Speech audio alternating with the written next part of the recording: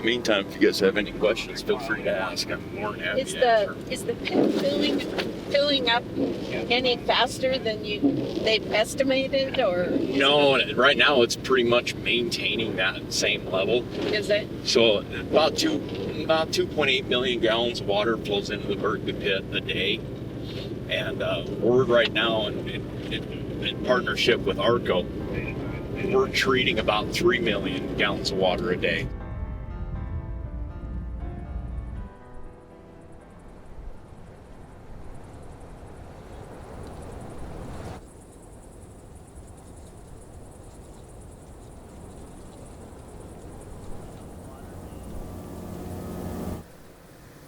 Man, I have no orientation. I am. It's just so different. Yeah.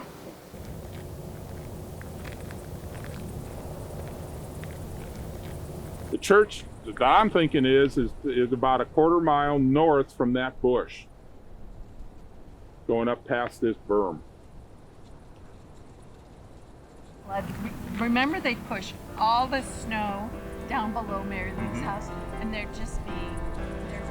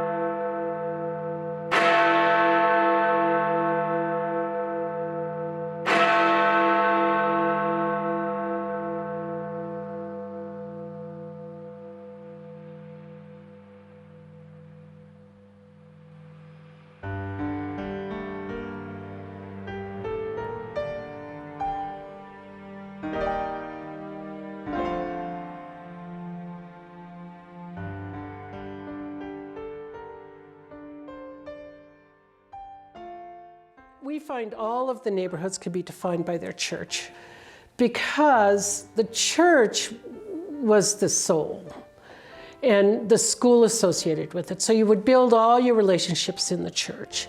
And the neighborhood churches were really critical. You know, you're talking 60 to 75,000 people in the 50s and 60s that lived in Butte. Because at that time there were 9 Catholic grade schools. Farthest north, I guess you would say, you'd run right into St. Lawrence. You could go a little bit east and you'd have St. Mary's in Centerville. And the Irish were more in Centerville, and Dublin Gulch was there and all that. If you went west, you went to IC, coming down like that, Immaculate Conception. And the rich lived on the west side, which was the Immaculate Conception. They don't like to be called rich kids, but they were rich kids.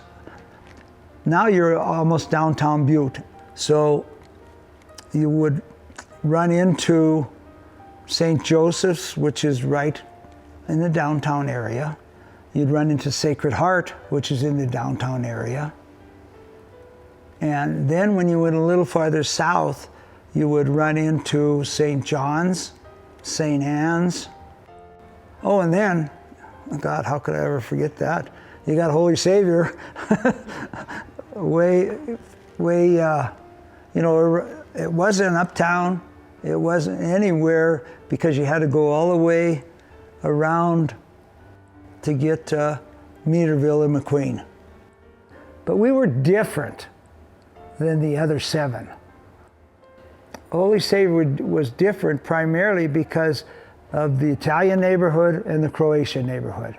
And so many of their festivities revolved around activities that took place in Italy and Croatia. The biggest mines in our community were in Meterville. The Leonard, the St. Lawrence, the Calusas were there, and these were the richest mines on the hill. So we had 2 governments here, the city and the county. So the city had a lot of rules. They said, we're going to start taxing all ore in the city limits. They started to develop the mines, and then they draw a county line around them. And so a county line might be in the middle of the city, around, say, the original mine yard. There are very few mines in the city limits. Well, there are a lot of laws and regulations about hurdy-gurdy houses, prostitution, gambling, drinking, hours that bars and saloons could be open. I know it sounds like it's a wide open town, but the city was not wide open. The county was wide open. So as they shut down gaming houses in the city, they move them to the county. Meterville becomes this sort of wide open area. So they built these great restaurants and bars and gaming houses, and it was really the little Las Vegas, yeah. I was fascinated by the gambling. And when I got to Meterville, there was plenty of it. We had craps and 21 roulette, high dice. It was a great place. Described as tough as nails, Manila Murphy owned Club 45. I used to go down the back stairs to go to bed at night, probably be 5 o'clock in the morning, with my hands with 2 sacks of money in each hand. The gambling money and the cafe money and the bar money and all, you know, and just lots of silver dollars. It wasn't paper bills at all then, no dollar bills, just silver dollars. And in the middle of the night, I heard somebody walking upstairs. So I grabbed my little old gun and I went upstairs. Who was it but Billy Freeborn? Been a stranger, I don't know what I might have done. She was arrested 3 times for selling non-revenued liquor. All 3 times the charges were dropped. That's a federal offense, and that is a very difficult thing to get out of. She must have had a hell of a lawyer. Teddy Treparish arrived in Butte when he was 19 from Dubrovnik, Croatia. With very little resources, he took a job in the California, a 3-story saloon on Main Street in Butte. In 1906, he labored for 12 hours a day to receive $1 in pay. After impressing his bosses with his work ethic, he was promoted to waiter and then bartender. Teddy revealed in an interview about his days at the California, "You never shut the beer spigot off. There were so many damn waiters. The 3 floors were full of men at all times." After this experience, Teddy reasoned that surely there was treasure buried deep in the Butte Hill. But there was even more treasure to be found by running an eating and drinking establishment in Butte. In 1927, Teddy and 2 partners opened the world-famous Rocky Mountain Cafe in Meterville.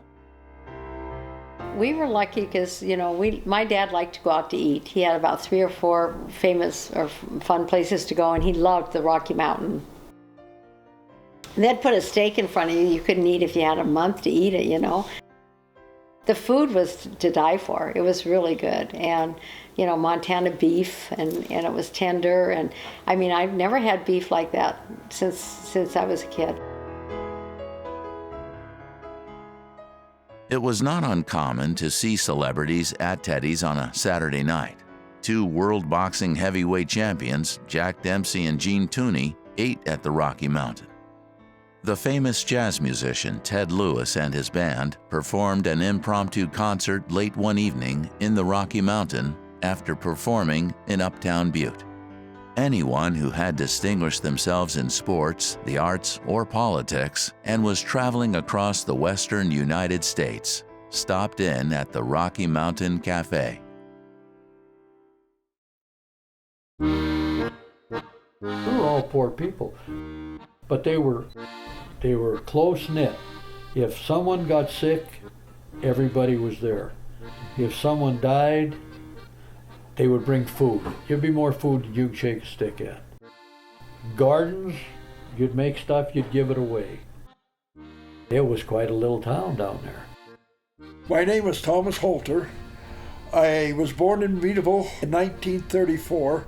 When I was about 10 or 11 years old, I did work for my grandfather. He used to pay me $1. I worked on Saturdays, he'd pay me $1. To me, that was big money. And then if any kids come in for candy, I used to wait on the kids, and then he'd have me loading shelves and that on different things. The Guidi brothers were famous salami makers. They had their little truck. It was a Model T truck. And as I understand it from talking to my friend Neil, and I never saw these rooms, but they had multiple basements where they transferred the salami for 6 months in this one basement that had a certain temperature and everything to the next one that had a better way to season it and all that. This was actually something they had learned in Europe and brought to the United States, I think, you know. Our house was right on the end of Front Street in Meaderville. There's 2 Front Streets in Butte. And ours was on Front Street in Meaderville. It connected with Leatherwood. On the hill where the church was, St. Helena's Church, which is now up at the Mining Museum, that was our sleigh riding hill. And you'd start at the top and you go flying down the hill all the way and hope you stopped when you got to Leatherwood, because that's where the bus and all the traffic was at. Then in front of our house was a big lot, and we all played baseball. We called it baseball, you know. And we had just all the kids, we had a lot of kids in our neighborhood there. And we would have a telephone pole as first base, a cardboard piece chunk was our second base, manhole cover was third base, and a rock was home plate. Alice Vincent's garage was the backstop, and I hope that we didn't wreck it or anything. But anyway, that was our baseball field. We had it all. We never had to worry about what do you do, what are we going to do today? You know, we didn't sit there with our cell phone. We didn't have cell phones. We didn't watch TV. We only had 2 channels. So, you know, what else do you do? And so, but we kept ourselves busy till it was dark. And then, you know, when the whistle blew, then you knew you had to come home. Or my dad would bring the cow bale out, and you could hear that pretty far away. The Meadville Bakery in Meadville, that was run by the Sconvienzas. And I can remember the Meadville Bakery very well. A lot of people would order, and they'd want French bread or some bread from the Meadville Bakery. And a lot of times he'd send me down there to pick up the bread. And Mrs. Convienza, she was a really, really nice lady. But her husband, he was he kind of, you know, he wasn't a friendly type. And I always used to like to go down when he wasn't there, because if he wasn't there, she'd give me a little treat. She'd give me a piece of salami and cheese or something. So I'd like to go down there when he wasn't there. Mrs. Convienza used to treat me a little bit. There were some good people there, though, that were wonderful. The people at the Meaderville were my friends.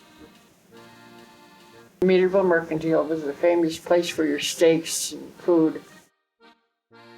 The Meaderville Merc was a grocery store. Our really good friends owned it, Dan Stefani and Martin Favero. Martin Favero was the butcher. And I remember my mom, every day we went to the store. So we got on our bikes with our little baskets and the grocery list, and we'd go up there and get our groceries, and then we'd come home, and then once a month my mom would pay her bill, and Dan Stefani always gave her a box of Hershey bars. I would never forget that in a million years.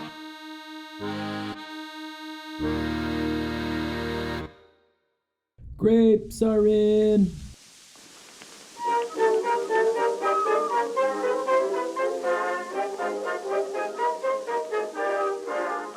Well, the grapes used to come in every year by railroad. East of the Leonard Mine, there was railroad tracks coming in there. Most of the residents of Butte took little notice of the 18th Amendment of the United States Constitution, banning the sale of alcohol. The purveyors of alcohol in Butte just took their trade underground, both literally and figuratively. There are stories of barrels of beer and wine being secreted away in mine shafts all over town. Miners, after spending 8 hours working underground in challenging conditions with the specter of a life-ending accident not far off, would often visit their favorite bar or club to dull the edge. And the Italian miners were known to fill the bottom of their lunch buckets with wine instead of the traditional tea or coffee. Alcohol production was the expression of the immigrant community's cultural identities. The Germans brought beer-making know-how to Butte, and the Italians brought their wine-making skills.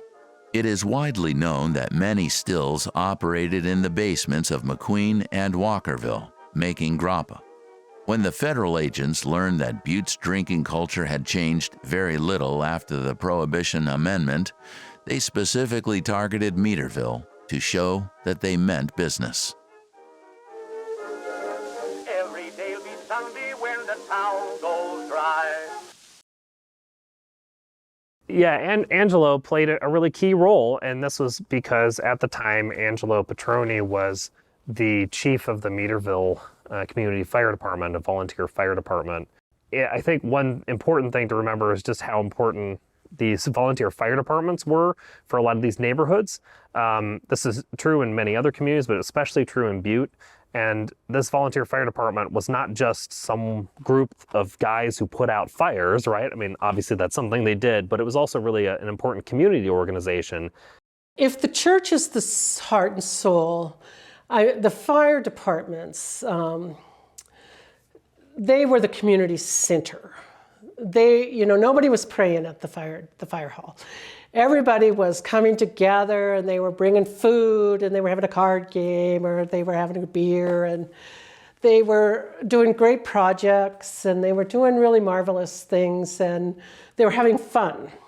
And those fire departments were sponsoring the football and the baseball, and they were in the community, and it was really where they went to come together as a community.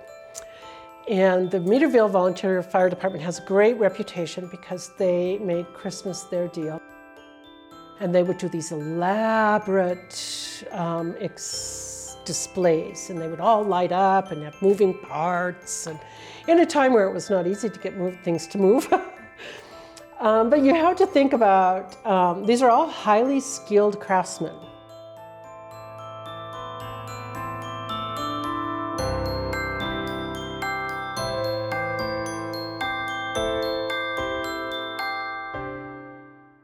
McQueen really was a nice neighborhood. Laid out, it had trees, it had, everybody had a mailbox, the streets were named and numbered, and really it was a really beautiful little spot. McQueen was very well laid out, nice houses, nice yards. I feel very fortunate to have grown up there. Everybody cared for everybody else. I always think we grew up in a Camelot. We ice skated. The firemen always had a rink ready for us in the winter.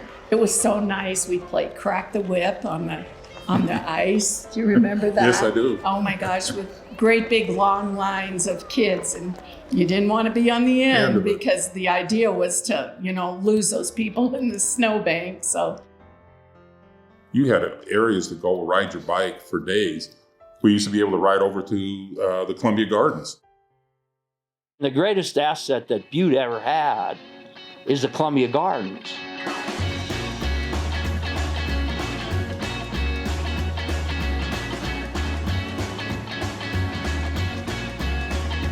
We had a roller coaster, we had a carousel, we had biplanes, we had a beautiful picnic area, you had beautiful gardens. A lot of times we'd ride the trolley up to the Columbia Gardens. Well, from McQueen, we used to walk up there. When you first went in, and then you walk up the boardwalk, and there was different stores there, and then some stores had candy and food and ice cream. The Columbia Gardens was a huge place to go, especially when we were in high school. In high school, our proms, our graduation took place at the Columbia Gardens. We would go up there every weekend. We used to go up and play baseball, like there was a ball field up there, and we used to call the merry-go-round. That's what, horses, we riding the horses. We used to call that the merry-go-round. Well, I can remember the roller coasters very well. I had a cousin that ran the roller coaster up there, and he gave us free rides. We could ride the roller coaster 100 times on a Saturday. I mean, the Columbia Gardens was the first Disneyland, really. And we had it in Butte, Montana. There was also neighborhood activities that took place, and they were sponsored by usually the fire department. And the fire department every Friday night would not every Friday night, but most Friday nights would host an evening where they provided a movie and drinks and popcorn and all that kind of stuff to all the kids in the neighborhood. Well, McQueen, it was a friendly place. I mean, it was clean. Everybody took care of their property, and it was just a friendly neighborhood. And then we had, of course, the McQueen Club. I was president of that place for 16 years. McQueen Athletic Club. The McQueen Club was, in addition to the Holy Savior, was the key part of the neighborhood. Our grandparents sent us, when they got home from working in the mines, sent us to the McQueen Club to go get a bucket of beer.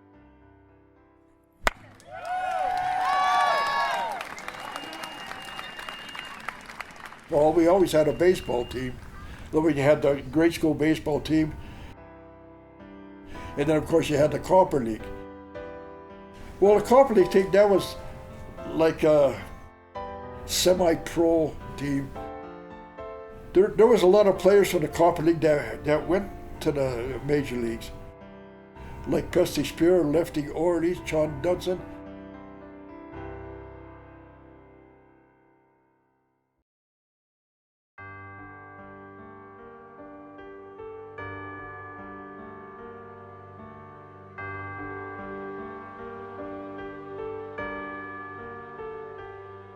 So Holy Savior served both Meaderville and McQueen, and the people of those neighborhoods were very, very attached to their church and their school.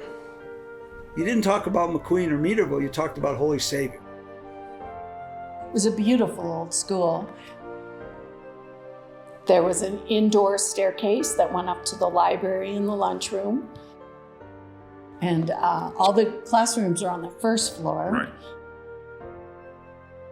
It was just special. The original Holy Savior Church was a wooden structure built in 1903 by Jesuit missionaries to serve the growing population of Eastern Europeans moving to McQueen. Under the leadership of Father Piernot, who was the parish priest at Holy Savior for 45 years, a new brick church was constructed in 1927 on the same spot the wooden structure was built. The church was designed in the Catholic tradition of the time. There was a beautiful hand-carved altar with statues of the Blessed Mother, St. Peter, and the Holy Savior facing the congregation. And there were 2 large oil paintings hanging on the walls on each side. I had forgotten about the pictures that went around the altar like this. Yeah, they're on the 2 sides. Yeah. One was the Ascension, and one was the Resurrection. Were they actual pictures, Yeah. or were they painted? They were painted. on- They were paintings on. They were like 8 by 8 or 10 by 10, and they were commissioned by. I don't know if it was Father Piernot or before him, but there was an Austrian I think, or Yugoslavian artist was commissioned to paint them. Oh, okay. There was 6 of them, yeah, 6. That they went up, and the Anaconda Company had a powder magazine up on the north of Meadville. And they went up and they broke into it and they stole some dynamite. And they went down on the number 5 ballpark and they were going to set them off for 4th of July. But they didn't get any blasting caps, they just got the dynamite. So here they had the dynamite and they were trying to set them off with the newspaper. The unexpected loss of life was an all too common occurrence in Butte. When a worker passed away, of course, this often left widows and orphans, and the company tried to at least provide some benefit to those remaining. But I think really widows and their children survived on the goodness of people of Butte. When miners would die, their families were often destitute.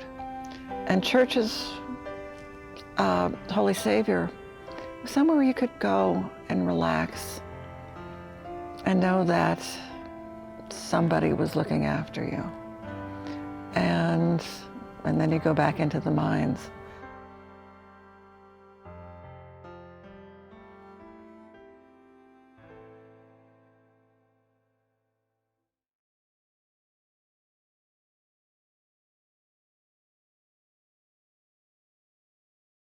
The company was not this individual. I mean, that is the characteristic of capitalism, that it's not a thinking, feeling individual. It's a conglomeration of shareholders and who want to see the biggest bang for the buck. You know, they want to see the biggest profits possible. My dad had no love for the Anaconda Company. He went to work at the Leonard Mine, I believe in 1947, if I'm not mistaken. Excuse me, 1937 at the Leonard Mine. He was a shift boss there until the strike in 1946, March of 1946. That's when they had a 9-day strike here in Butte. A couple of houses were vandalized. Being a shift boss and walking out with the miners following the 9-day strike, he and the other shift bosses that walked out with the miners were blackballed from the Anaconda Company. So the Anaconda Company, it's actually hard to, it's hard to overstate the amount of power Anaconda held over the state of Montana in the middle of the 20th century. And I mean, a few ways that you can easily see that power are in almost every law that's passed in the state of Montana. It's clearly getting either, passed by or through Anaconda lawyers. The other main way that's easy to see the power of Anaconda in Montana is just to look at the press. I mean, Anaconda Company by the late 50s owns all but one of the major state daily newspapers.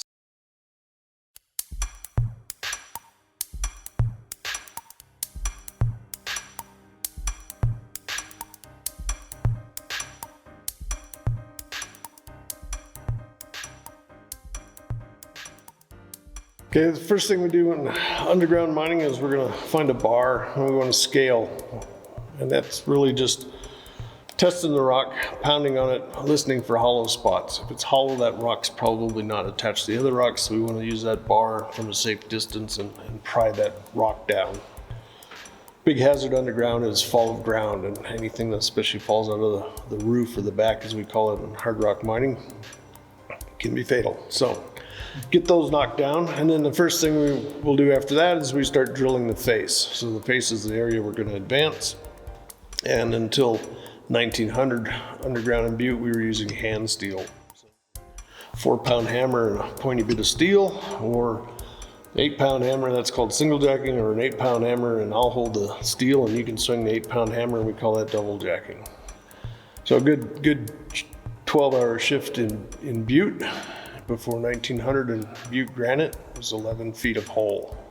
So we don't drill one hole 11 feet long, we're gonna drill a bunch of holes 10 or 12 inches deep. Just deep enough so that we can put a stick of dynamite in each of those holes. And to set the dynamite off, we use cap and fuse. A fuse ignites the cap, but the cap is inserted into the dynamite, and we'll blast. So early days, before 1900, we'd move about 12 inches every 12 hours after we've blasted. So very slow going. After we blast, we would scale again, make sure there's nothing else that's loosened up for the blast, and then we'd what we call muck, or get the broken rock into the ore car so we can get it out of the way and repeat the process. 1900, Simon Ingersoll invents, it was steam powered initially, but a hammer drill, and then a guy named Lehner comes along and adapts that design with Ingersoll to compressed air. So now we can drill 6-foot holes. And so our productivity goes up 6-fold almost overnight. So now we're drilling 6-foot holes, and when we blast, we're producing that much more rock, much more muck. So productivity increases. The sequence is still the same. We'd scale, we drill, we'll blast, bigger blast now, and then we'll scale again, muck, and then now every time we advance 6 feet, we're gonna put in a new set of what's called square sets, which was an underground timbering method used here in Butte. And the square sets consist of 4 posts, a cap going across the face, and then girts along the walls. And they arrive pre-cut, so they kind of snap together like Lincoln logs. Everything was going well. And then on top of, and on the sides of that set that we put up, we're gonna use some 3 or 4 inch thick timbers, planks, we call lagging. And that's just to protect from rocks falling out of the walls, and the ribs as we call them, or out of the back. And then repeat.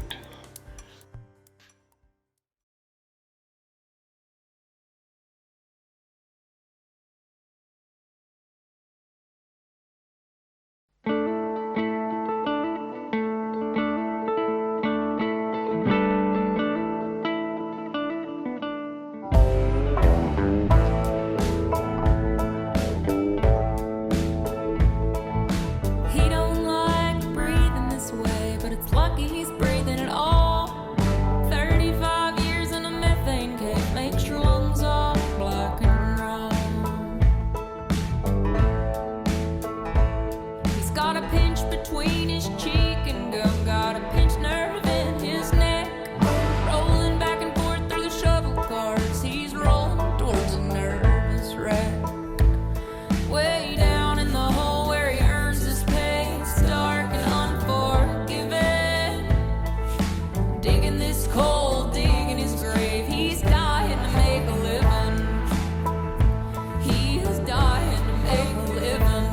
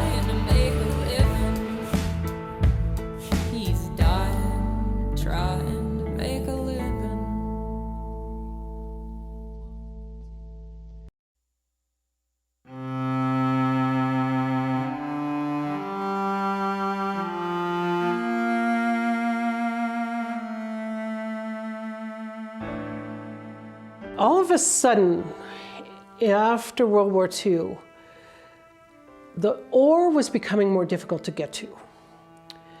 And the technology wasn't available to really go deeper. You know, they were already at a mile. They were trying to figure out how to mine large amounts of kind of diffuse metals. And so the only way to mine those big deposits was to dig up as much of them as possible and then figure out how to separate the ore from the waste after you dug them up as opposed to during the time when you're mining. By the 1950s, the rich veins of copper under the Butte Hill had been played out. The only thing that remained were 10,000 miles of tunnels that had been dug by the miners over the past 100 years. And the company was looking at this economically. And two partners could earn in a year, same as the CEO of the company. Underground miners were really well paid, and especially those contract miners. They were really well paid. In addition to the wages of the thousands of underground miners, the company was incurring millions of dollars in costs to maintain the mines. Everyone in Butte knew about the pumps located at the bottom of the Kelly mine that ran 7 days a week, 24 hours a day. Without the pumps, the mines would quickly fill with water. What's happening here in this transition to mass mining kind of in Butte and elsewhere is that you have companies figuring out that they can have many fewer employees and mine way more material.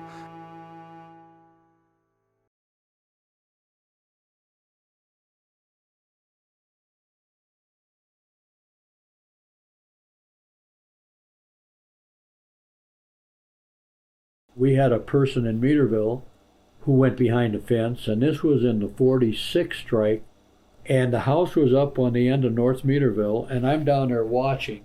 Women are screaming, and most of them are calling these people names, and I watched them throw mustard all over the place, throw all the dishes out, the grand piano, everything in the house they threw out. That wasn't the only one. There was a guy up in McQueen. They tore his house completely apart. It would be very difficult for someone to scab in Butte or Anaconda because the community, especially by 1946, was solidly Union. And there was this idea of solidarity. So to be a scab, most often scabs came from outside of the community, because if they were from Butte, if they did try to scab, then most likely they would be run out of town. Just to give you an idea about how Union these communities were, Katie Dewing said Butte was strictly Union. You didn't work without a union. You had your smeltermen's union, your carpenter's union, you had pipe fitters union, you had your waitresses union, and nobody, but nobody dared do anything against the union, because then you were labeled a scab for the rest of your life. Oh, you might as well went out and killed your mother, stabbed her in the middle of Park and Main or something. I mean, you probably would have gotten forgiven for that quicker than if you would have been a scab. If you'd beat your only son to death or something, but never be labeled a scab, that was the worst part. Oh my God, you could be a lady of the night or anything, but don't ever get that label on you. That was worse than hell itself. The 1959 strike had a lot to do with the expansion of the Berkeley pit. The men are getting scared because now they see that, oh, there's a real shift in how we're going to work. And the 59 strike lasted so long. My dad was a hard rock miner, and he probably went through 4 or 5 strikes. The biggest one I remember was in 1959. That was a really long strike. My dad did go out and get a Charlie Brown tree and put that up, and we put ornaments and lights on it. And I remember Christmas Day I had 2 or 3 models to put together under the tree. My sister had a couple things. My parents didn't have anything. One way we survived strikes was in Butte at that time. There were all these little local small grocery stores in all the neighborhoods, and our little store was called Bob Lee's Market. And when the miners went on strike, he would allow them to run up a tab When the miners came off strike, they'd pay them back. It wasn't unusual for a miner to come in and say, "Hey, Bob, Johnny needs a pair of shoes. Can I get $5 off you?" Whatever it might be. Between the bar owners and the small grocery store owners, they helped the miners. I always said they were the ones that kept the lights on in Butte. I don't think there's any question about it. This 59 strike was different. It was a tipping point because the miners realized that if they lost control of this strike, their lives would be over. Their lives as they knew it would be over. And they could see that. And they did not win. They became truck drivers and operators. But that 59 was the critical year because it really was the year that all happened. And the company, I think, knew that they had everybody by the throat.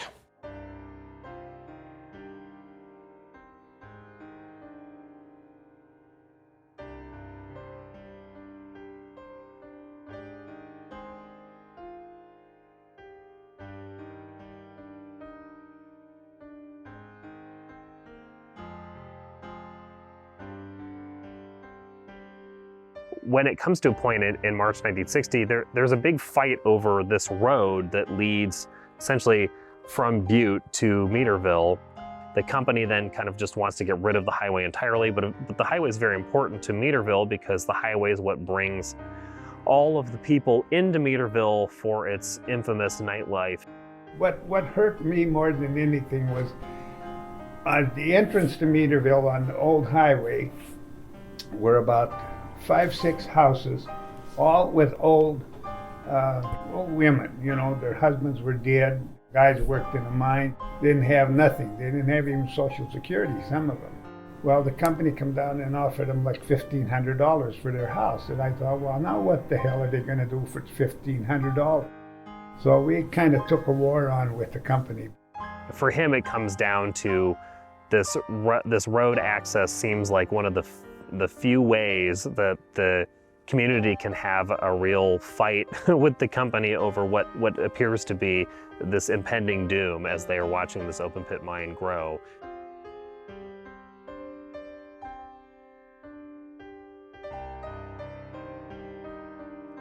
The Silver Bow County Board of Commissioners are also concerned with the proposal to close the road and call for a public meeting to discuss the matter. They even go so far as to issue an order to the sheriff's office to arrest any pit truck drivers crossing the road until the matter is resolved. As tensions increased, 2 pit truck drivers were arrested by Silver Bow sheriffs. Then, in what seemed like a David and Goliath moment, the company announced that it would not pursue the closure of the road any further, citing the resistance from Meaderville and the county. The company said that expanding the pit further east was not feasible. To Angelo and Meaderville, the holiday traditions that year must have taken on an extra significance. They must have had a troubling question in the back of their minds. Was this really over? They were well aware of Butte's colorful history of people attempting to challenge the company. Most did not end well. But for this season, families gathered and meals were prepared. Mass was attended at the Holy Savior, and the colorful Christmas display was constructed. And in the Meaderville supper clubs, there was more than one toast for Angelo and the volunteer fire department for saving the road, at least for this season.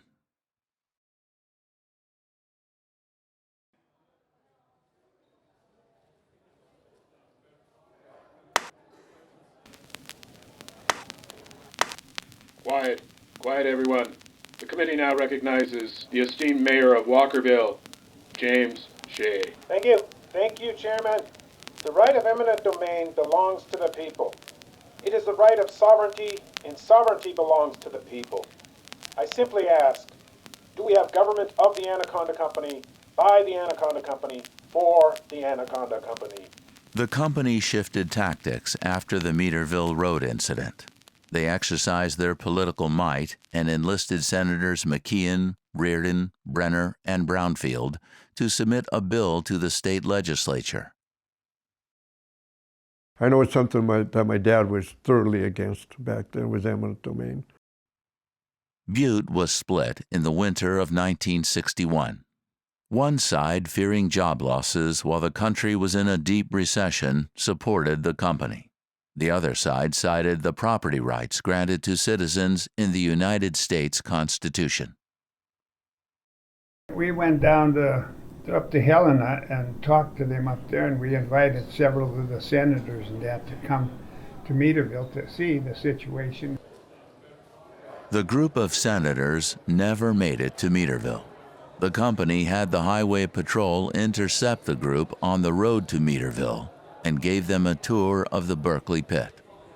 The Meaderville community never had a chance to tell the senators their side of the story.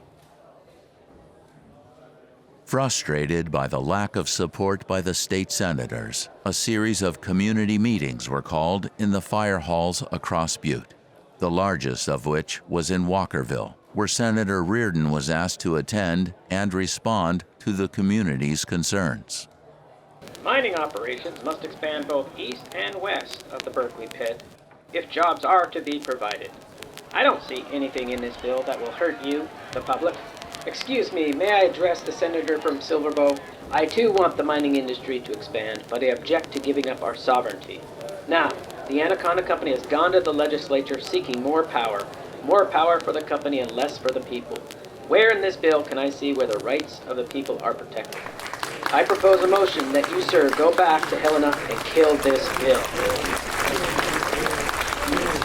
Yes, that's right. Yeah.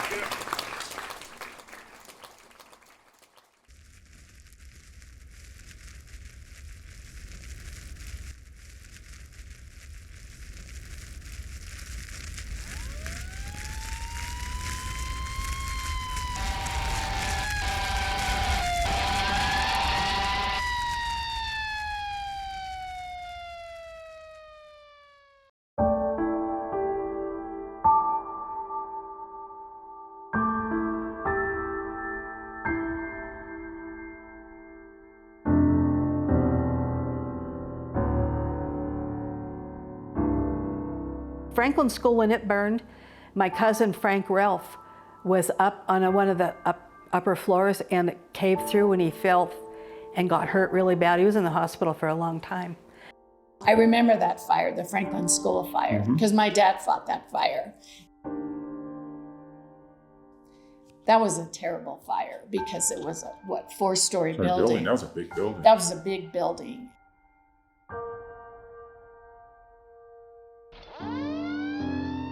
One of the fires that I can remember was in the Vegas Club in Meadville got on fire.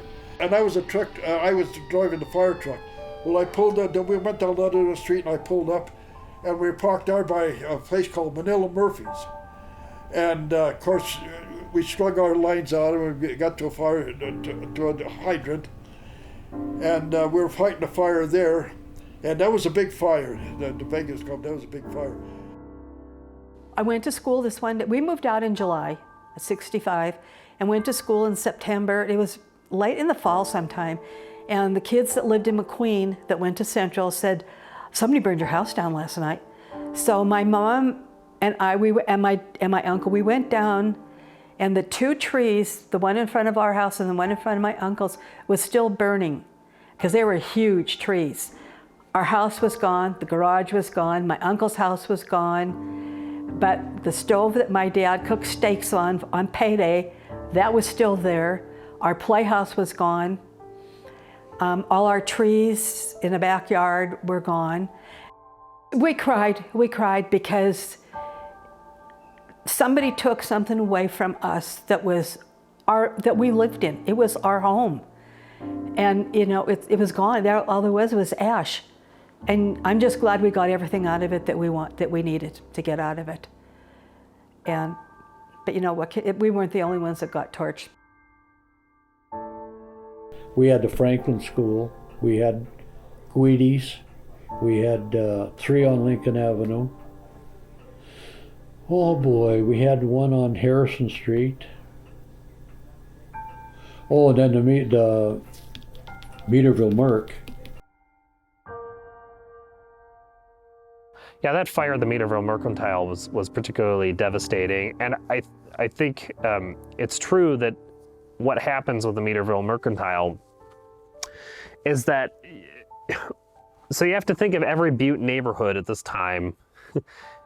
This is just such a different functional way of living than what we normally do in America, where, you know, your neighborhood, especially these neighborhoods, Meaderville and McQueen, were just kind of self-functioning neighborhoods. So like you didn't have to leave the neighborhood if you didn't want to in many cases.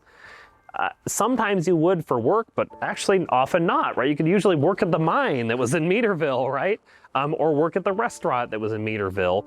But one of the ways that made these neighborhoods so self-functional is that you could go and buy whatever you needed to right in that neighborhood store. You didn't have to go to the business district to go buy something. You didn't have to go travel far away for the grocery store. And so the Mercantile was like kind of a catch-all, had everything at it, would have especially specialty goods, right? So, you know, these are important as kind of ethnic neighborhoods too, right? So if there's lots of Italian Americans who live in Meaderville, they can go in and get Italian American specialties at the Meaderville Mercantile, right? And so that the Merc is an important place because of that. And so yes, if once it burns down in 1962, well, I mean, where am I going to get provisions from? Like, I don't have to drive all the way around somewhere else, and I'm also missing the kinds of provisions that I really want, right? And so I think that does certainly hurt the ability of these neighborhoods to kind of survive. Okay, I guess when I can't remember what age I was probably about 12 or 13. There was a fire engine, and you could hear fire engines and all the whistles and all of that. And my dad turns to me and he says, "Oh, I guess Torch is at it again." And I said, "Well, who's Torch?"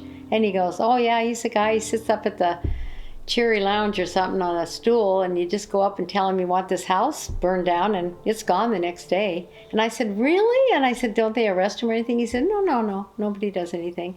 It's just," and then he explained to me how at that time they were trying to get all these people to sell their houses to the company, and people would say, "No, I mean, we built this house, this is where we lived our whole life," and they couldn't offer them enough money. They didn't offer much, but they didn't offer them enough, and they'd say no, and then, you know, they'd burn it down.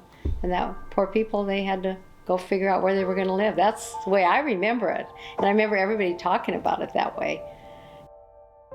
We had a fire in Lincoln Avenue that was on one side of the street, and we were fighting two old buildings that were empty, and we were fighting the two old buildings, and pretty soon there's a big boom, a big blast.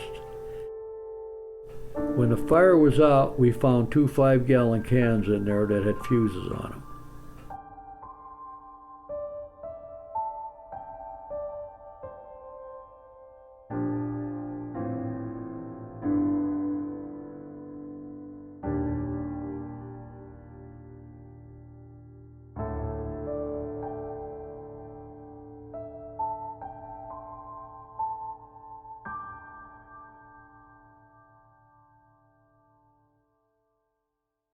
See, when I was in Germany, my mother would write me letters, and Barbara would write me letters. My sister once in a while would write me a letter.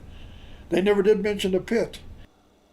I drove down to Meaderville, and I seen this big hole in the ground. Behind where the letter mine, there was a big hole. That's where they started a pit. I said, "What the hell's going on here?" Because there used to be mines there. All it was a big hole. She said, "This is the Berkeley pit." I said, "When did this start?" She says, "Well, in 1955. I said, "Well, I got drafted in 55. But she said, "Well, no, it was after you got drafted." And holy crap. That's how I got initiated to the pit. That surprised the hell out of me. I just seen a big hole in the ground. What happened is, you know, the people that owned the houses, that they would always make an offer to them, the Anaconda Company, to buy the house back for like $1, and then they could move it. And for example, my friend Jim Michelotti's house was moved. My friend Andy Grude's house was moved. My friend Wendell Pollard's house was moved. You know, this is one of the things about Meaderville. We were paying ground rent. There was a few that owned their property, But we didn't. We were paying $1 a month ground rent, but it was her home. That was the thing. She had Jenny next door. She had Katie across the street. She had Rose Carpino across the street. Mrs. Roboto in the back. She had all her friends. I mean, this is the way it was. Why, there were some old men that had places, that some of them were widowers, you know, and everything else. Well, they were so connected with their friends when they got to leave, a lot of them commit suicide.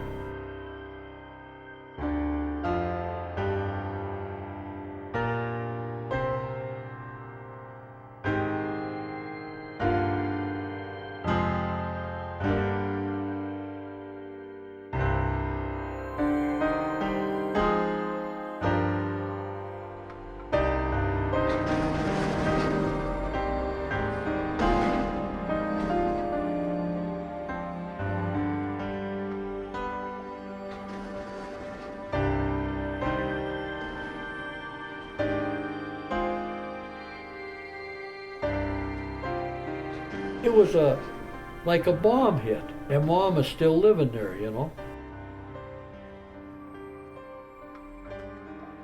It was just really sad because it was like the end of the world. You didn't know where everybody moved to, and when you're a kid, you don't know all that. And I said, okay, Mom, let's go. I could not get her out of that house. And she cried. What are you going to do? You know, you eventually just give up.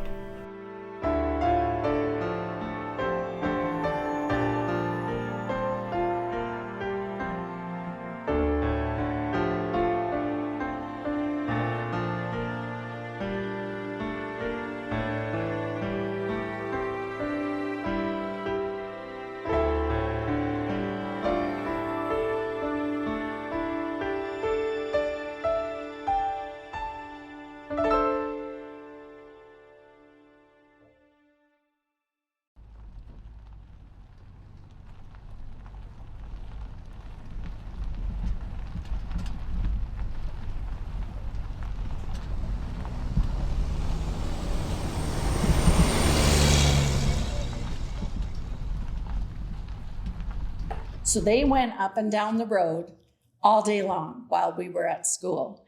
And we would go out and when we were at recess and stuff, and we would, you know, you'd go like this to the trekkers and they'd honk for you. So that was a big deal. Yeah. But they were right there, right behind the school. No, you'd almost feel the trucks going by. And even in the classrooms, I remember if a truck was going by, you could feel the roar of the, you know, and even sometimes the ground would somewhat vibrate from it. 12 o'clock was always the time when the blast would go off during the lunch hour. They'd always, you'd hear a big siren that would go off, and then you'd hear it. And in those days, they weren't as refined with their blasting as they are these days. Because I remember our house would just shake.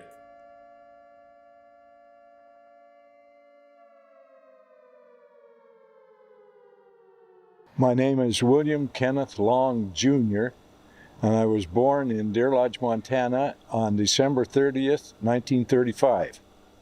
I never got a chance to work day shift because we bid our shifts. I worked 4 years on afternoons, which 3 o'clock in the afternoon until 11 o'clock at night, and I worked 4 years on graveyard shift, which of course was 11 to 7.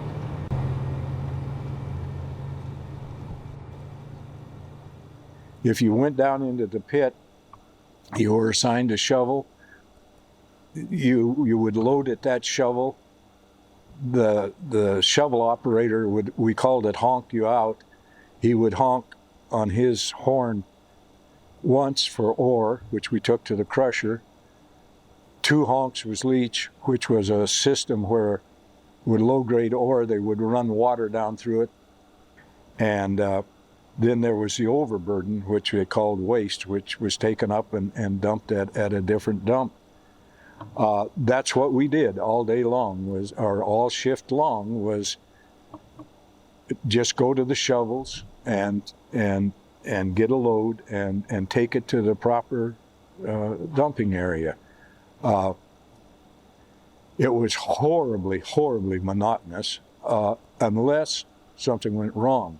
There were a number of truck bosses that drove around the pit in pickup trucks that, to me, was the most dangerous part of their job, was staying out of the way of those trucks. I had an experience watching something that was hilarious to me at the time. A new boss pulled up alongside a truck at a shovel that was waiting to load and called him over the radio to move his truck to another shovel, and the driver immediately cranked the wheels on his 170-ton truck and ran right over the hood of the boss's truck and drove the engine of the pickup truck right into the ground. I was sitting there watching it, and when that truck boss got out of that pickup, you couldn't tell the difference between his white hat and his white face.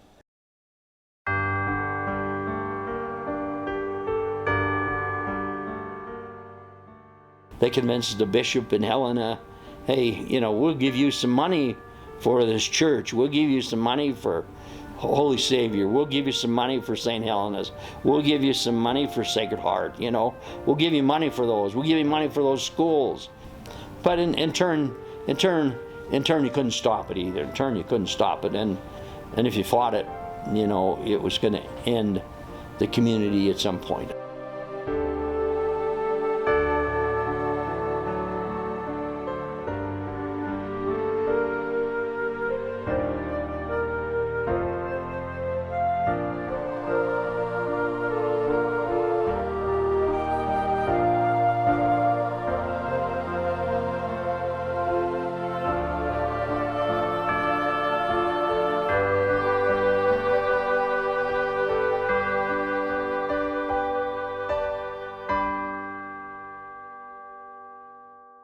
It was hard to see the ACM sign on the top, of the school. That was really, really disturbing to see that. Yeah. That was a punch in the gut.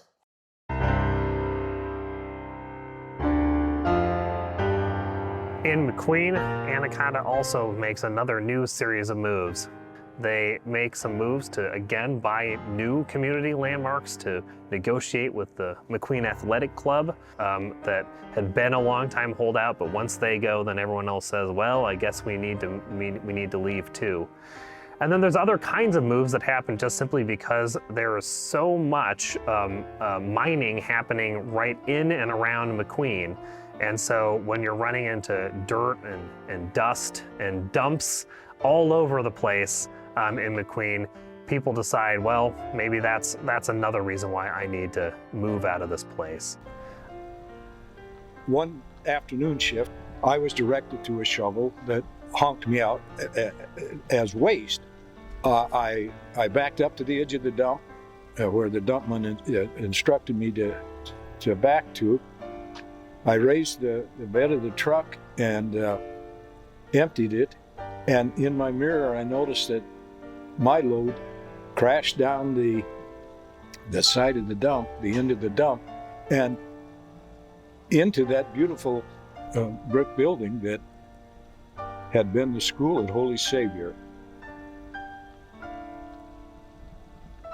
After I had dumped the load on the school, I felt like a murderer. I was helping to kill a part of Butte and a very important part of a community.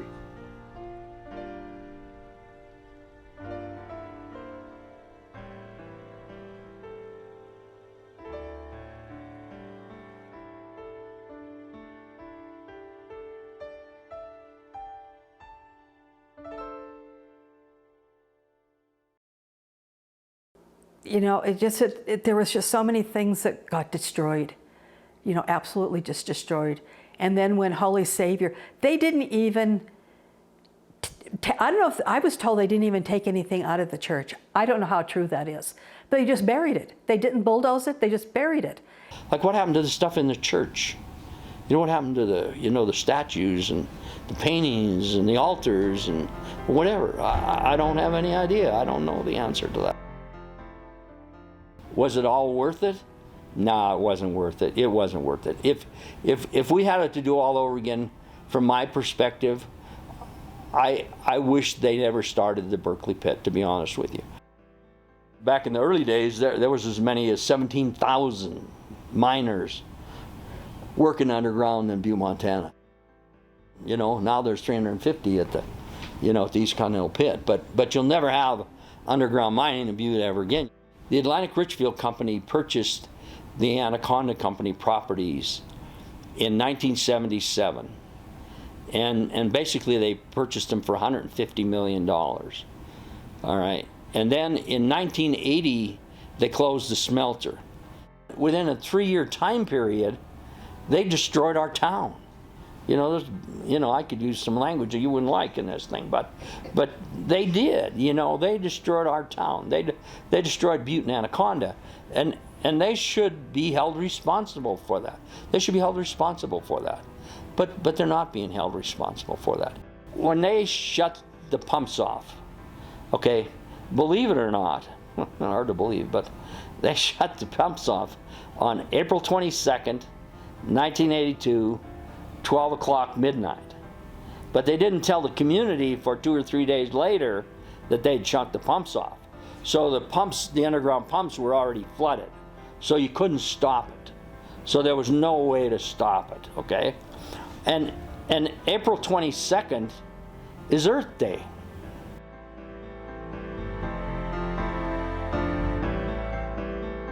It was devastating. It was devastating. It was devastating. And I can remember like it was yesterday, going to the meeting with the Anaconda Company people who shut the pumps off. I can remember going to the meetings with them a week later, and you would ask, why? Why did you do this, And the answer was, it was strictly economics. It was 100% economics. They just didn't want to run the pumps. If they knew then what they know today, they would have never shut the pumps off. I mean, the government would have never let them do that. I mean, but here we are with a 52 billion gallon poison lake in the middle of our town.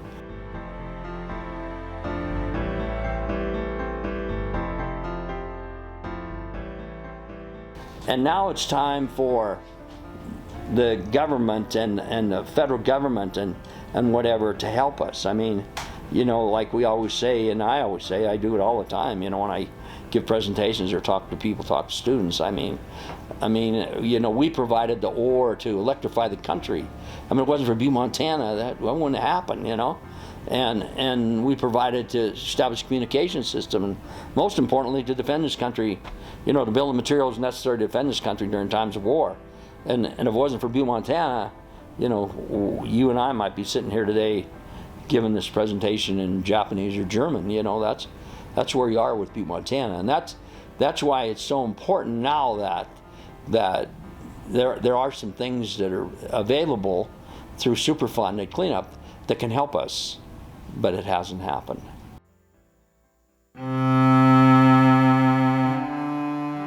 I'd love to be able to take my 4 sons and the grandkids and walk through McQueen and show them what it was like.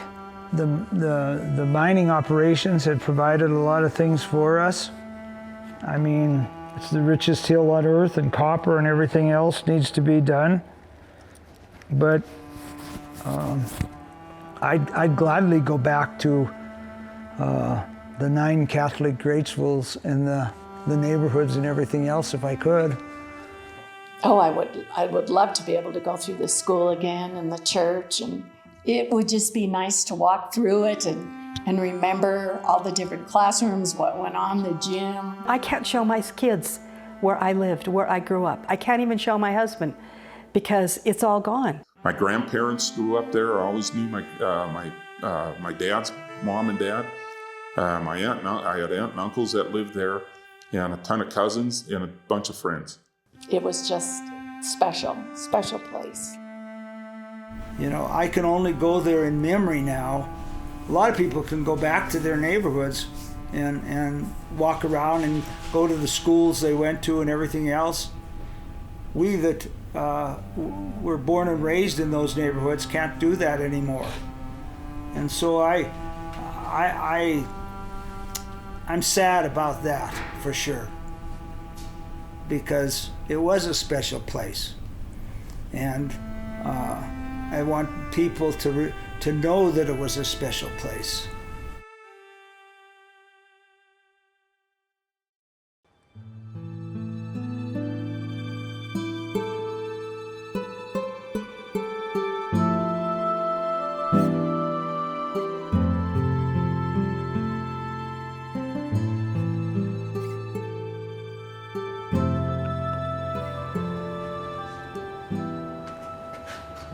Ooh, They're cool. that is neat. I just assumed that they got buried. Yeah, they're precious, aren't they? You know, we weren't allowed to go in the altar much unless you were serving Mass. So we never probably looked up at where these were in Holy Savior. Is that his name? Pencroft.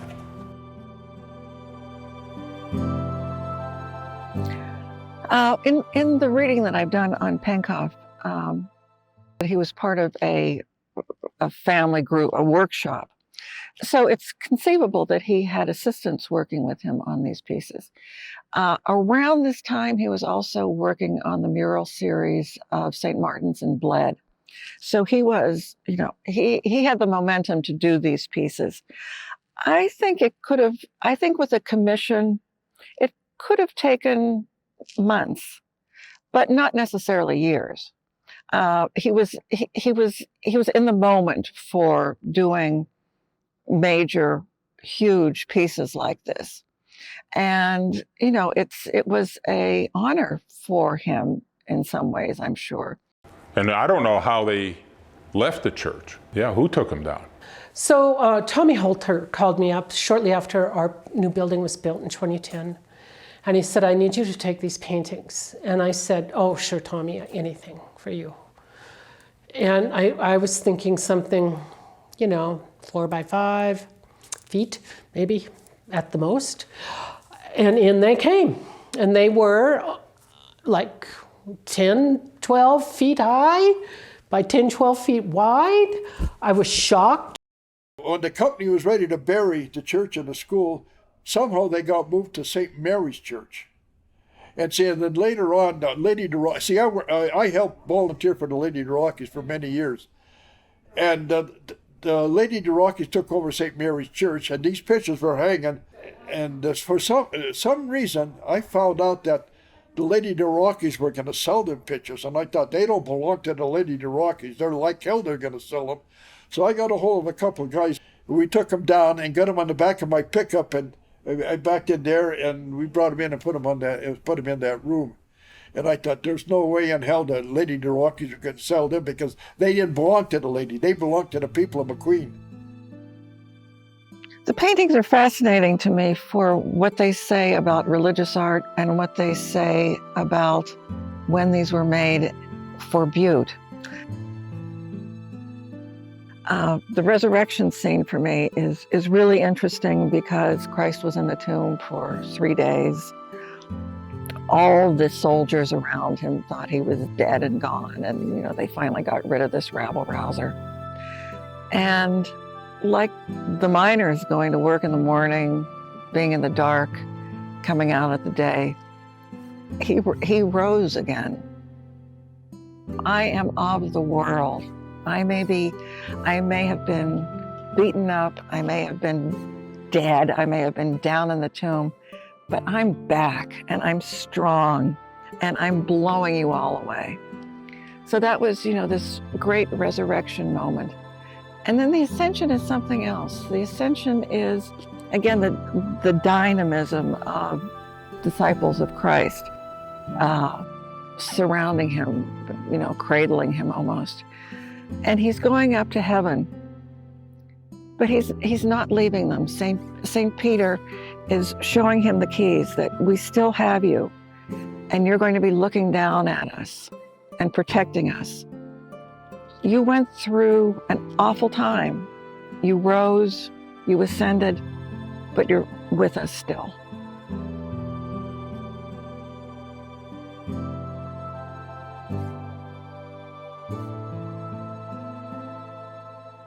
It was the idea of the resurrection images and the ascension images, I think, are very specific in a way to a mining town, because it really speaks to the idea that it's going to get better. You'll be down, people are around you, people love you, and it's going to get better. What it means to me is at least there's something left of Yeah. Holy Savior. Sure. Because we don't have anything. I have friends that grew up on the hill. A lot of them can walk through their old neighborhoods, even though they're decimated to a degree. Majority of them can still walk through their neighborhoods. We can't walk. We were not in my neighborhood yesterday. We were not, that was not our neighborhood. So this brings back something that, relief from what the question you guys asked us about when we saw those pictures of the church and school being buried, of how devastating that was and how gut-wrenching, so to speak. This brings back some relief that there is something left of McQueen and something left of Holy Savior. And physically, something left. To us, heaven might be McQueen. That is. Today we climb to the old copper mine. Tomorrow, who knows where we will go? A journey to make. How long will it take? My legs start to ache. Where will we go?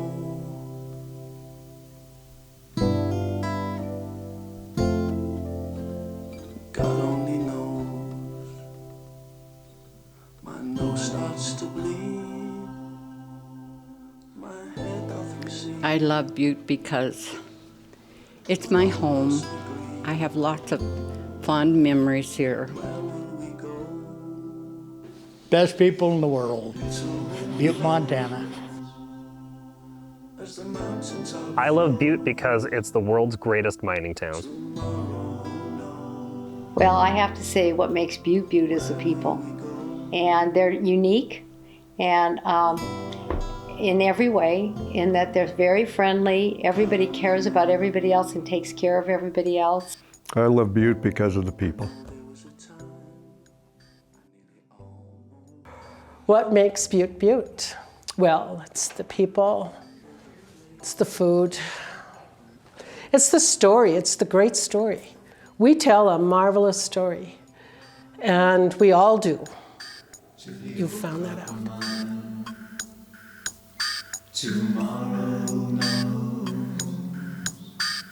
where we will go.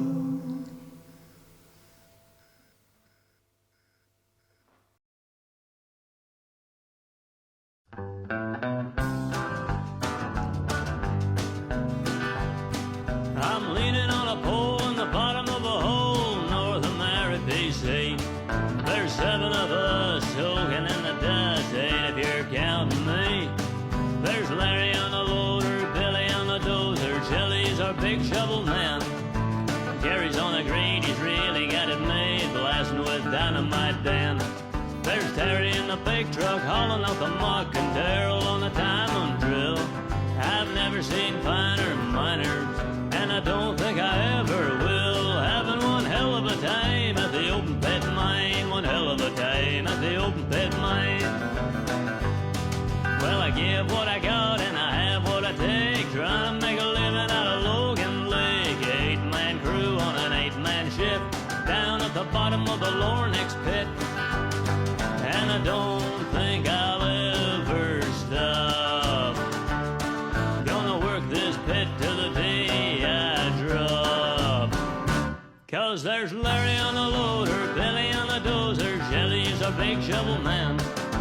Gary's on the grade, he's really got it made, blasting with dynamite Dan. There's Terry in the big truck, hauling out the muck, and Daryl on the diamond drill. I've never seen finer miners, and I don't think I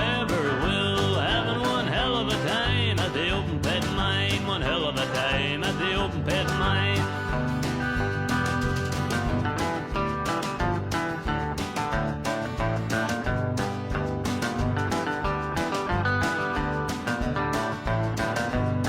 I'm waiting for the payday to roll around. I'm gonna take my Rosie and I go to town. We'll dance all night till the break of day, but I'll be back in the pit first thing Monday.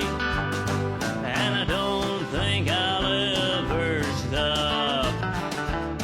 Gonna work this pit till the day I drop. 'Cause there's Larry on a loader, Billy on a dozer, Shelly's our big shovel man. Gary's on a grade, he's really got it made, blasting with dynamite Dan. There's Terry in the big truck, hauling out the muck, and Daryl on the diamond drill. I've never seen finer miners, and I don't think I ever will. Having one hell of a time at the open pit mine, one hell of a time at the open pit mine, one hell of a time at the open pit mine, one hell of a